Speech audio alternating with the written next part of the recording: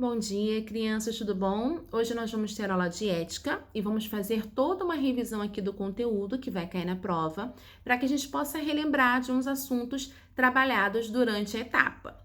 Um dos assuntos trabalhados foi regras de trânsito. E a gente disse que todo mundo que sai de um lugar para ir para outro, ela faz parte do trânsito. Seja ela o pedestre, seja ela o motorista, o ciclista, todo mundo é responsável pelo trânsito. Então, todo mundo é responsável pela segurança do trânsito. Então, a gente precisa tomar algumas atitudes para que haja uma boa convivência no trânsito. Então, qual é, por exemplo, a atitude do pedestre? O que o pedestre pode fazer para evitar acidente?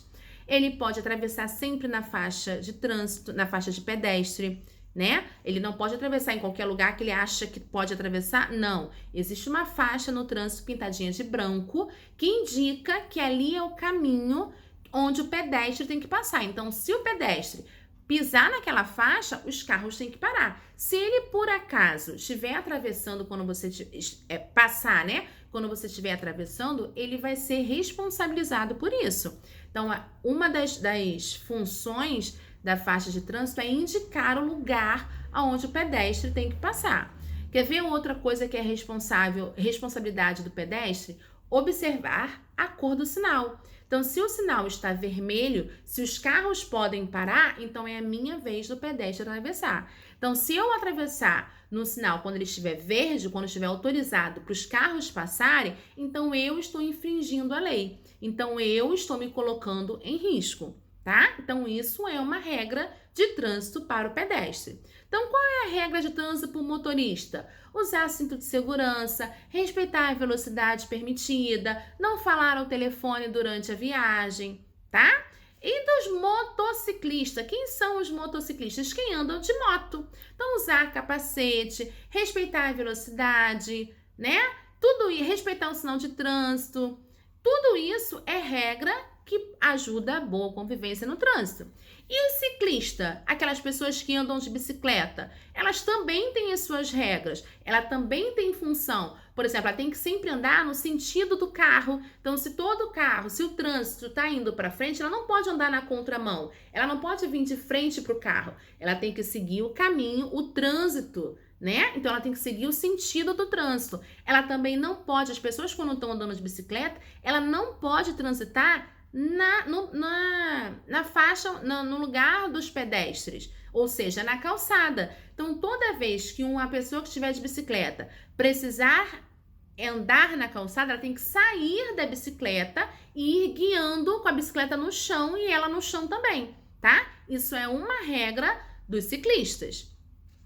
E aí a gente também falou sobre amizade, sobre amigo. Então a gente volta lá para refletir o que faz um amigo, qual é a importância de ter um amigo na nossa vida, quais os sentimentos que envolvem a amizade. Por exemplo, envolve paciência, envolve amor, envolve carinho, envolve atenção, né? Tudo isso são sentimentos para quê? Porque eu me ponho disponível para o meu amigo, para ouvi-lo no momento de tristeza, no momento de alegria dele. Então, esses são os sentimentos. E a gente fala sobre o que caracteriza uma amizade quando tá longe, quando ela tá perto. Então, aí vocês dão uma olhadinha lá no livro, releiam essas questões. A gente também falou sobre a Cruz Vermelha, que não é uma novidade, que a gente já falou 300 vezes sobre ela. Então, eu acredito que vocês não vão errar essa questão.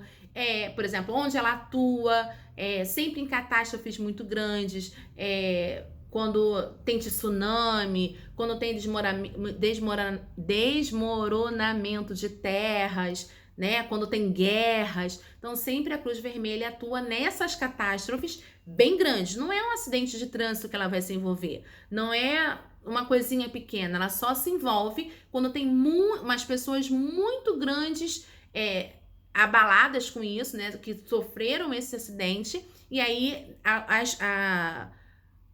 o hospital local, ele não consegue dar conta de atender todas essas pessoas. Então, aí a Cruz Vermelha entra como forma de ajudar a curar, a levar alimentos para essas pessoas que estão necessitadas.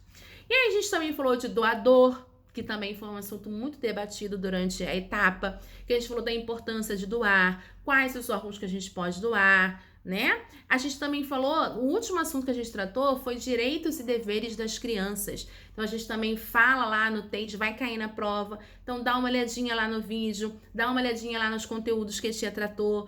Quais são os direitos da criança, quais são os deveres. Então, por exemplo, um direito da criança, direito de estudar, né, de ter uma vaga no colégio público. Ela tem direito a ter saúde, a ser atendida em pronto atendimento.